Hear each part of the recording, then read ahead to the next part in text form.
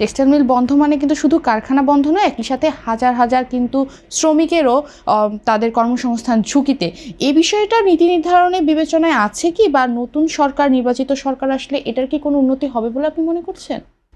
আমি নতুন সরকার, আমি আশা করব যে এইটার শুধু উন্নতি না, এটার কর্মসংস্থান বা এমপ্লয়মেন্ট, এটার উপর তারা হাইয়েস্ট এমফেসিস দিবে, এটা আমি আশা করব। কারণ এই মুহূর্তে বাংলাদেশের অর্থনীতি বলি বা সোশ্যাল ডাইমেনশন যেটাই বলি, সেখানে কর্মসংস্থান হয়ে দাঁড়িয়েছে সবচাইতে বড় প্রয়োজন বা সবচেয়ে বড় দুঃখের জায়গা বা ক্ষোভের জায়গা। সব কিছু আপনারা জানেন যে ইভেন যদি জুলাই অগাস্টের যে গণ আন্দোলন, আলটিমেটলি আমি মনে করি এটা গণতন্ত্র এবং সুশাসন ফেরানোর জন্য, মানুষের খাবার নেই, খাবারের দাম বেশি আর কাজ নেই, গণতন্ত্র আর সুশাসন ফেরানোর জন্যই পুরো দেশ এটাতে যুক্ত হয়েছে। কিন্তু এটা শুরুটা হয়েছিল কিন্তু কর্মসংস্থান এবং আপনি যেটা বললেন কিছুটা অর্থনৈতিক, যেমন ইনফ্লেশন খুব হাই ছিল, এগুলো নিয়ে।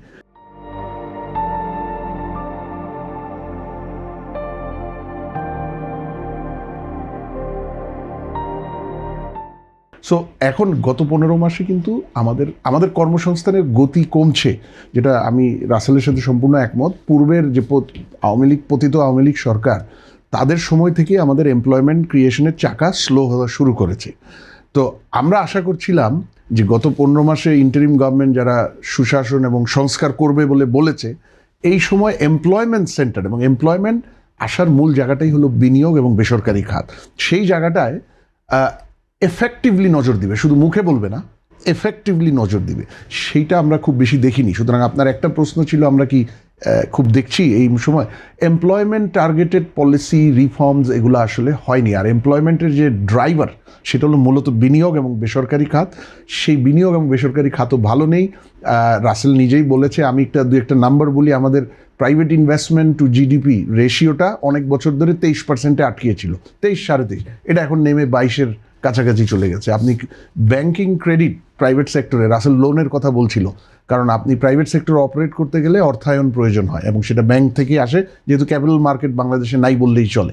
তো সেইটা যদি দেখেন, গত বেশ অনেক বছরের মধ্যে lowest private sector credit growth 6.2%। তো তার মানে হলো যে আমার যে এমপ্লয়মেন্টের যে চাকাগুলো, investments, small business, overall private sector, সেটা খুব ভালো গত 15 মাসে নেই। কিন্তু আগামী সরকারকে এইটার উপর সর্বোচ্চ নজর দিতে হবে। কারণ আমি কালকে রাতেও একটা টিভির প্রোগ্রামে বলছিলাম যে পলিটিক্যাল ডিসকন্টেন্ট বা ক্ষোভ, এটা জমা হইতে কিন্তু সময় লাগে, আর এটা অনেকটা নির্ভর করে সরকারের নিজের ব্যবহারের উপর।